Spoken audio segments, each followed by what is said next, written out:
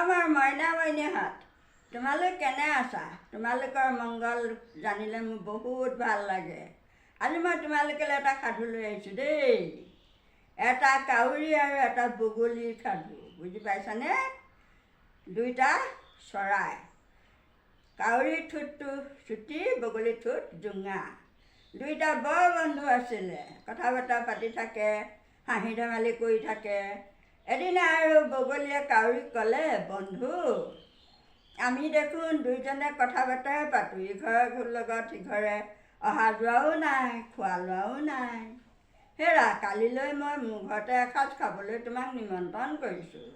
বগলী ঘৰলৈ কাউৰীক খাবলৈ নিমন্ত্ৰণ কৰিলে। কাউৰীও গ'ল। কাউৰীয়ে গৈ কি কৰিলে জানানে? বগলীয়ে ভাত ৰান্ধিলে, ভাত, মাছ, দাইল, পনীৰ, মাংস সকলো ৰান্ধিছে আৰু ৰান্ধি বাঢ়ি এটা চুঙাত ভৰাই কাউৰীটো যোৱাৰ পিছত তাক খাবলৈ দিলে। বগলীৰ ঠোঁট জোঙা, কাউৰীৰ ঠোঁট চুটি। কাউৰীয়ে চুঙাটোত মুখখন ভৰাব নোৱাৰি কি কৰিলে বুজিছানে?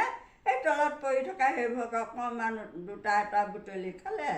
খাই আৰু মিছাকৈ উগাৰ দুটামান মাৰি ঘৰলৈ উৰি গুচি আহিলে। দুদিনমানৰ পিছত কাউৰীয়েও বগলীক মাতি পঠিয়ালে। বগলী বন্ধু, সিদিনা তোমাৰ ঘৰত ইমান ধুনীয়াকৈ খোৱালা, আজি মোৰ ঘৰত এসাঁজ খাবলৈ আহিবাচোন, সেইভাবে বুলি বগলীক নিমন্ত্ৰণ কৰিলে।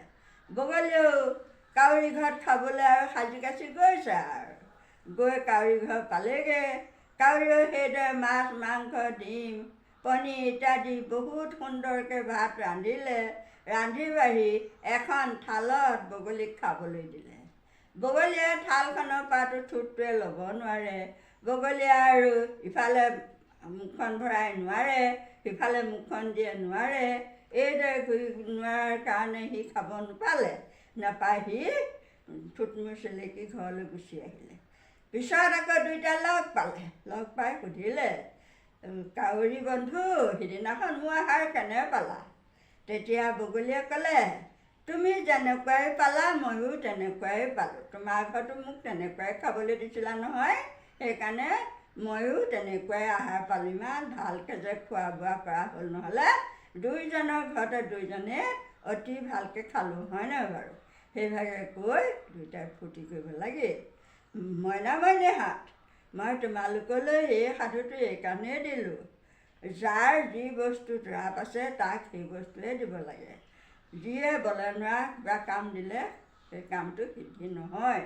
এতিয়া বগলী কাউৰীক খোৱা থালত খাবলৈ দিয়াৰ কাৰণে বগলীয়ে খাব নাপালে, বা বগলীৰ চুঙাজাতীয় পাত্ৰত কাউৰীক খাবলৈ দিয়াৰ কাৰণে কাউৰীও খাব নাপালে।